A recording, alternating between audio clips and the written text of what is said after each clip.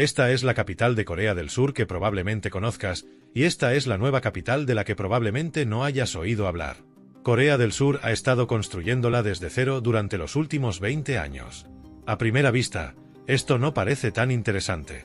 Corea del Sur no es el primer país en trasladar su capital, pero si miras más de cerca, descubrirás que Seúl se ha convertido en un problema cada vez mayor para el país. Aunque normalmente es un beneficio para un país tener una megaciudad global, en el caso de Corea del Sur es todo lo contrario. Seúl ha estado asfixiando al país, agotando su economía y siendo una gran razón por la cual su población está disminuyendo rápidamente. Lo que parece una noticia inocente sobre el traslado de la capital es, en realidad, una historia de un intento desesperado del país por cambiar su sombrío futuro. Entonces, ¿por qué Seúl se convirtió en un problema para su propio país? ¿Por qué Corea del Sur está tratando de construir una nueva ciudad? ¿No se puede hacer eso? Así es como Seúl está matando a Corea del Sur. Para explicar por qué Seúl está matando a Corea del Sur, primero debemos entender cómo una ciudad llegó a dominar completamente a todo un país. En la década de 1950, después de la guerra, Corea era en muchos sentidos lo opuesto al país que es hoy en día. Un país relativamente pobre pero con un crecimiento demográfico rápido. La población vivía en el campo y estaba distribuida de manera relativamente equitativa por todo el país, y Seúl no era mucho más grande que otras ciudades importantes de Corea del Sur. Pero después de la guerra, Corea del Sur lanzó una política económica de apoyo a las corporaciones más grandes del país, lo que inició el milagro económico coreano. Sin embargo, esta política se centró en gran medida en la capital.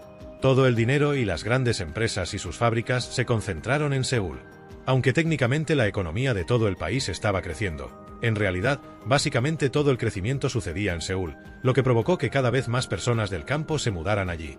Finalmente, el gobierno se dio cuenta de que esto estaba empezando a ser un problema. Mientras que la capital se enriquecía, el resto del país se estaba quedando rápidamente atrás. En lugar de desacelerar esta tendencia, las personas seguían mudándose a Seúl en la década de 1970.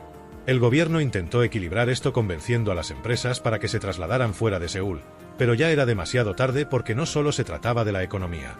Para acelerar aún más el milagro económico, el gobierno alentó la educación superior. Como todos los trabajos estaban en Seúl, todos los que querían ir a la universidad querían estudiar en la capital. Como resultado, las universidades de Seúl se beneficiaron enormemente, ganando prestigio y calidad, mientras que las escuelas en las regiones cerraban por falta de demanda.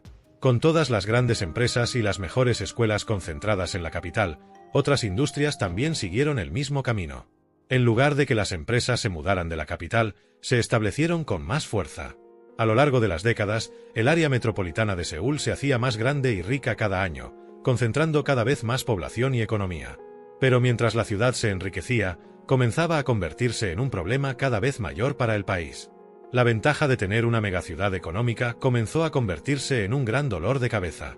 La cuestión es que cuando un número cada vez mayor de empresas y personas comenzaron a mudarse a Seúl, la vida en el resto del país comenzó a volverse más difícil. Los empleos desaparecían, las escuelas cerraban y la gente se iba. Aunque todo fuera de Seúl se convertía en periferia, el gobierno tenía que mantener los servicios en funcionamiento a pesar de que había cada vez menos personas. El resto del país fuera de Seúl se convirtió en un agujero negro en el que el gobierno tenía que seguir inyectando dinero a pesar de que las vidas de las personas que vivían allí empeoraban cada vez más. Esto no solo era malo para el resto del país, también era malo para la gente en Seúl. El problema con que casi todo esté en la metrópolis es que casi todos tienen que estar allí también. Más de la mitad de la población del país vive en el área metropolitana de Seúl, lo que la convierte en una de las ciudades con mayor densidad de población y viviendas menos asequibles del planeta, especialmente para las personas con ingresos bajos. Vivir en Seúl es increíblemente caro, lo que obliga a cientos de miles de personas a vivir en los llamados Hokbang, apartamentos subdivididos ilegalmente en pequeñas unidades, y en Bangia, apartamentos en el sótano, originalmente construidos como búnkeres subterráneos para una guerra con Corea del Norte. Estos se convirtieron en hogares para familias que no pueden permitirse nada más. El problema no es solo la vivienda. Aunque Seúl tiene todos los buenos empleos y escuelas, no hay suficientes para la mitad del país. La competencia extrema de Corea del Sur se explica a menudo por razones culturales e históricas, pero esto también podría deberse a que todos están apiñados en el mismo lugar con oportunidades limitadas.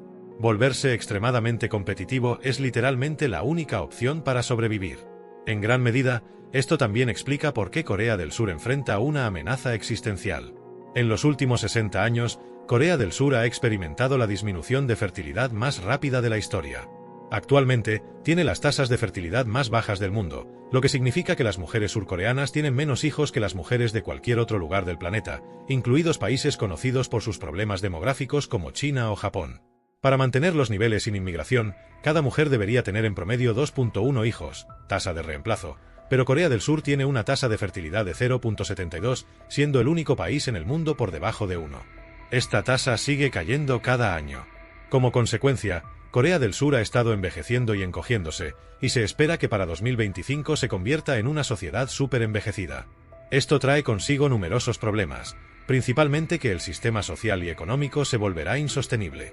Un número cada vez mayor de personas mayores necesitará pensiones y atención médica, pero habrá menos jóvenes para pagar eso con sus impuestos.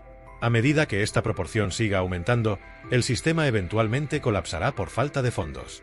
Corea del Sur no está sola en esto, pero con una inmigración insignificante y cifras negativas récord, parece estar por delante de todo. La razón más común por la que tanto hombres como mujeres en Corea del Sur evitan tener hijos son los altos costos financieros. Corea del Sur es el país más caro del mundo para criar una familia. El dominio total de Seúl sobre el país empeora todo. Vivir en Seúl no solo implica pagar altos costos de vivienda, sino que también significa que los hijos compiten por un número limitado de plazas en las mejores escuelas. Es necesario invertir en tutorías y educación privada desde una edad temprana, ya que todos los demás también lo hacen, aumentando así los costos. Al mismo tiempo, no se puede vivir en otro lugar porque todos los trabajos bien remunerados están en Seúl.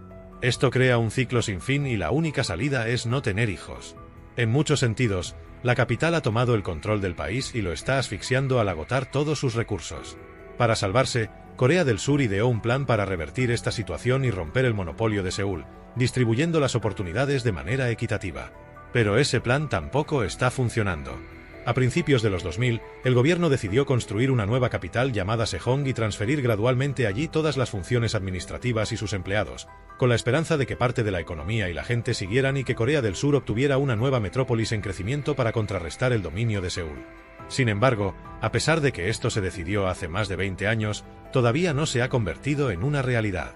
Todo el proceso ha avanzado extremadamente lento, y aunque se planea mover todo el sistema administrativo y gubernamental para 2030, es posible que nunca suceda del todo. Hay una oposición significativa de casi todos los que se supone que se mudarían, incluidos los empleados del gobierno y muchos políticos. Aunque la gente se mudaría, las escuelas, la cultura y la infraestructura aún permanecerían en Seúl, lo que haría de Sejong una alternativa poco atractiva. Además, Sejong no está muy lejos de Seúl, por lo que muchas personas podrían seguir viviendo en Seúl para que sus hijos puedan acceder a las mejores escuelas y simplemente viajar al trabajo, frustrando el propósito de aliviar la situación de la vivienda en Seúl. Dado que más del 50% del país vive en Seúl, la mayoría de las personas se preocupan más por Seúl que por las regiones, lo que a su vez obliga a los políticos a centrarse también principalmente en la ciudad. Esto perpetúa el ciclo infinito y hace que sea más difícil salir de Seúl.